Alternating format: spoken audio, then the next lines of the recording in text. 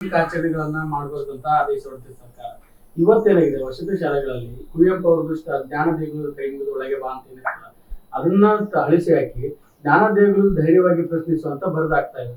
ಅಂದ್ರೆ ಸಂಪೂರ್ಣವಾಗಿ ಹಿಂದೂ ಆಚರಣೆಗಳನ್ನ ಅಥವಾ ಹಿಂದುತ್ವದ ದೇವತೆಗಳನ್ನ ಟೀಕೆ ಮಾಡೋದು ಸರ್ಕಾರದ ಉದ್ದೇಶ. ಸರ್ಕಾರದ ಜ್ಞಾನ ದೇಗುಲದ ಕೈ ಮುಗಿದು ಒಳಗೆ ಬಾ ಇದ್ರಾಗ ಏನ್ ತಪ್ಪದ ಹೇಳ್ರಿ. ಸರ್ಕಾರ ಎಷ್ಟು ಒಂದು ಮುಠಾಳತನದಿಂದ ವರ್ತಿಸ್ತಾ ಇದೆ ಮತ್ತು ಅಪೀಸ್ಮೆಂಟಿನ ಒಂದು ಪರಾಕಾಷ್ಠೆಯನ್ನು ತಲುಪಿದ್ದಾರೆ, ಹೈಟ್ ಆಫ್ ಅಪೀಸ್ಮೆಂಟ್ ತಲುಪಿದ್ದಾರೆ ತುಷ್ಟೀಕರಣದ್ದು ಅಂತ ಅನ್ನೋದು ಈ ಘಟನೆಯಿಂದ ಸ್ಪಷ್ಟ ಆಗ್ತದೆ. ಮತ್ತು ಕುವೆಂಪು ಅವರ ಒಂದು ಇದು ಕುವೆಂಪು ಅವ್ರಿಗೂ ಅಪಮಾನ ಇದೆ. ಅಂದ್ರೆ ಕುವೆಂಪು ನಿಮ್ಮ ಪ್ರಕಾರ ಜಾತ್ಯತೀತ ಆಗಿರಲಿಲ್ವಾ? ಕಾಂಗ್ರೆಸ್ ಪಾರ್ಟಿ ಮತ್ತು ಕಾಂಗ್ರೆಸ್ ಸರ್ಕಾರ ಎಷ್ಟು ಪ್ರಮಾಣದಲ್ಲಿ ಹಿಂದೂ ವಿರೋಧಿಯಾಗಿದೆ ಅಂತನ್ನೋದು ಇದೇ ಆಧಾರದ ಮೇಲೆ ಸ್ಪಷ್ಟ ಆಗುತ್ತೆ. ತುಷ್ಟೀಕರಣವನ್ನು ಯಾವ ಪ್ರಮಾಣಕ್ಕೂ ಮಾಡಲಿಕ್ಕೆ ಅವರು ಸಿದ್ಧರಾಗಿದ್ದಾರೆ. ಬಹುತೇಕ ಇವತ್ತು ವಿಧಾನ ಪರಿಷತ್ನಲ್ಲಿ ಚರ್ಚೆ ಆಗುತ್ತೆ.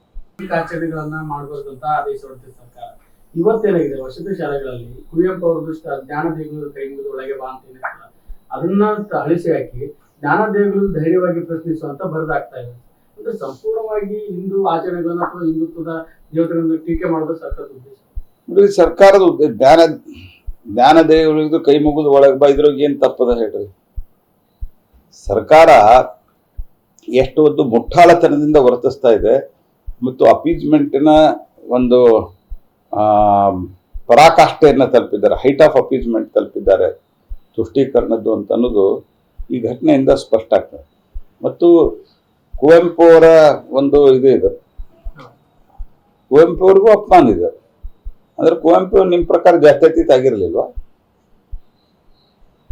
ಕಾಂಗ್ರೆಸ್ ಪಾರ್ಟಿ ಮತ್ತು ಕಾಂಗ್ರೆಸ್ ಸರ್ಕಾರ ಎಷ್ಟು ಪ್ರಮಾಣದಲ್ಲಿ ಹಿಂದೂ ವಿರೋಧಿಯಾಗಿದೆ ಅಂತನ್ನೋದು ಇದೇ ಆಧಾರದ ಮೇಲೆ ಸ್ಪಷ್ಟ ಆಗುತ್ತೆ. ತುಷ್ಟೀಕರಣವನ್ನು ಯಾವ ಪ್ರಮಾಣಕ್ಕೂ ಮಾಡಲಿಕ್ಕೆ ಅವರು ಸಿದ್ಧರಾಗಿದ್ದಾರೆ.